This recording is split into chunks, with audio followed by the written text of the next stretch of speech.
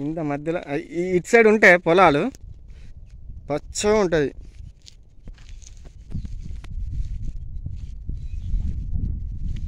మీనాజ్పేట correct 5 కిలోమీటర్లు ఎక్కంచాలి.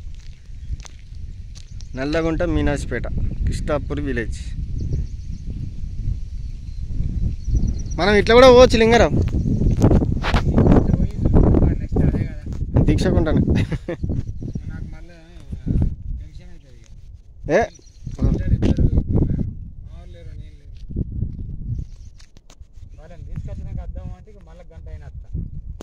ఏ వద్దులే పోదాం, ఏమున్నది దాంట్లో చూద్దాం ఆగు.